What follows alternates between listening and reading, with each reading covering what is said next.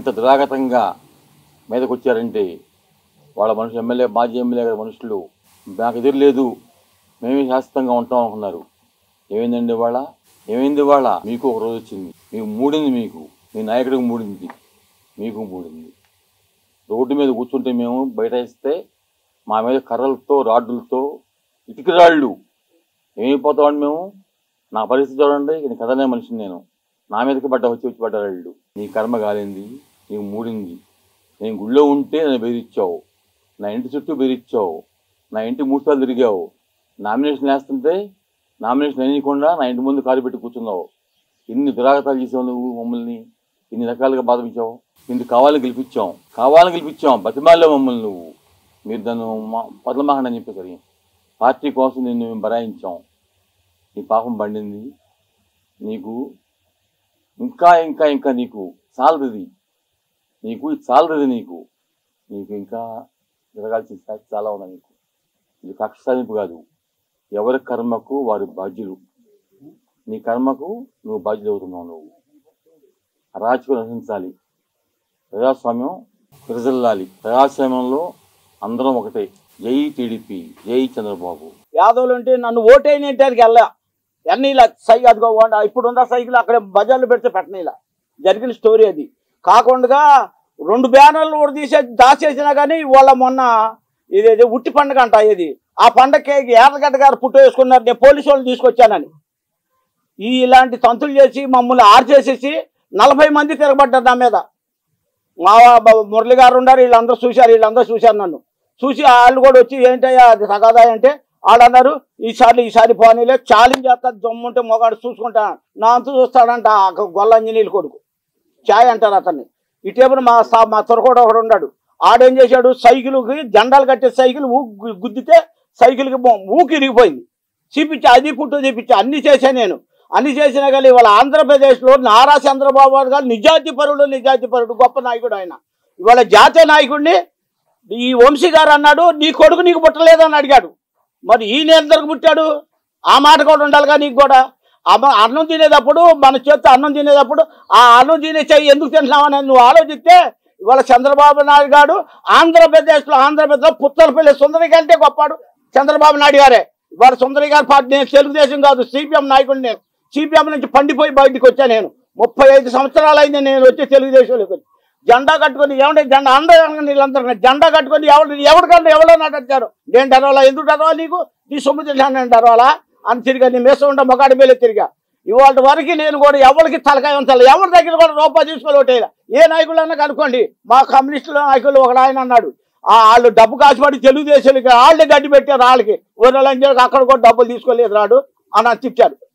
గతంలో ఇప్పుడు మాజీ శాసనసభ్యులు వల్లభనేని వంశీమోహన్ గారు చేసిన అరాచకాలు అంతా ఇంత కాదు.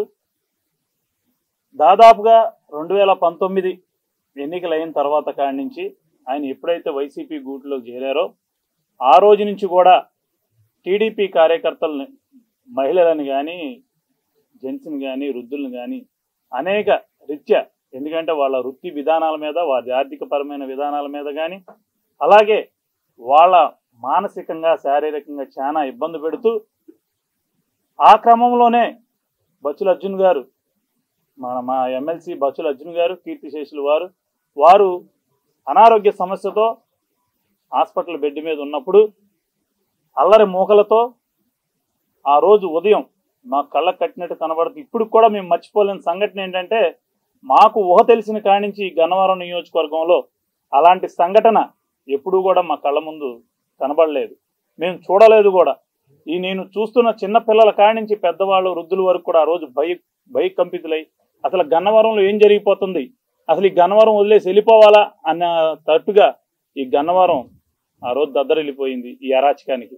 ఆ అరాచక మారణకాండలో ఎంతోమందిని రాళ్లతోనూ కర్రలతోనూ ఎదురు దాడి చేసి ఒక ప్రెస్ మీటు, వాళ్ళు పెట్టిన ప్రెస్ మీట్కి సమాధానంగా ప్రెస్ మీట్ పెడిన దొంతు చిన్నగారి ఇంటి మీద దాడి.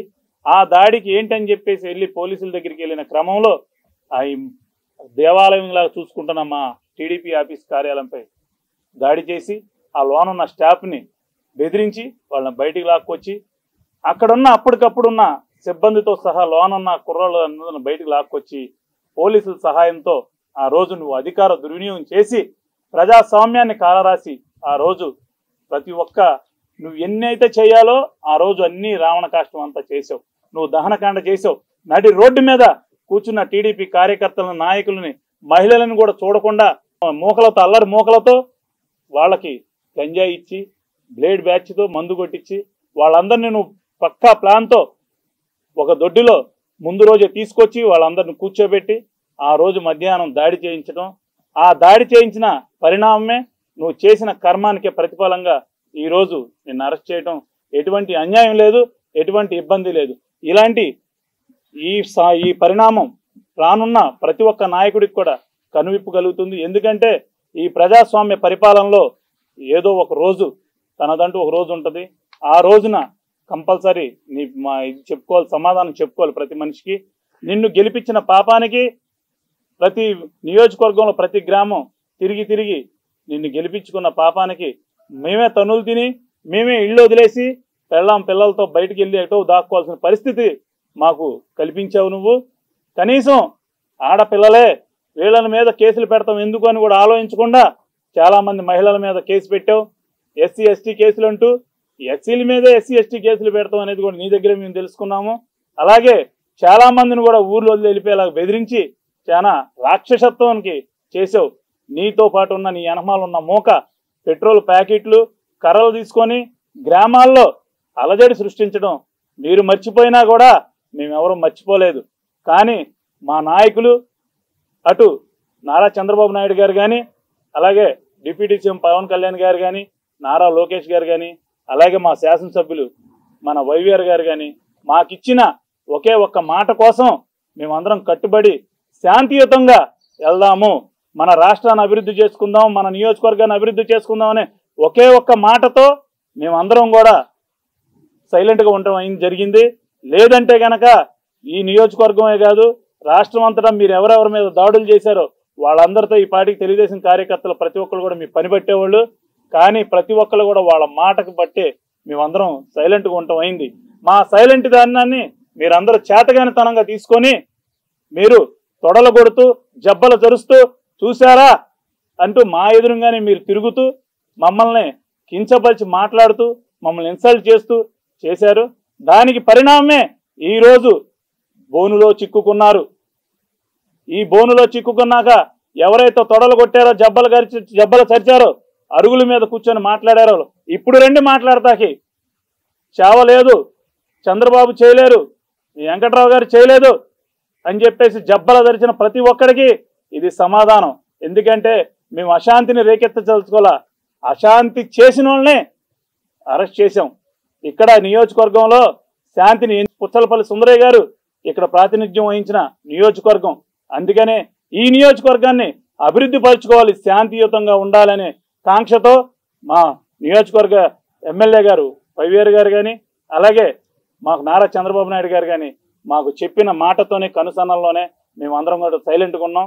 కానీ ఈ రోజు జరిగిన దాన్ని మట్టికి మేమందరం కూడా ఈ రోజు నిజమేనా గన్నవరం నియోజకవర్గానికి ఈ రోజు నిజంగా విజయం వచ్చిందని చెప్పేసి, విజయ దుందుబు మోగిందని చెప్పేసి మేమందరం కూడా మనస్ఫూర్తిగా జై తెలుగుదేశం, జై జై వైవిఆర్, జై చంద్రబాబు నాయుడు గారు.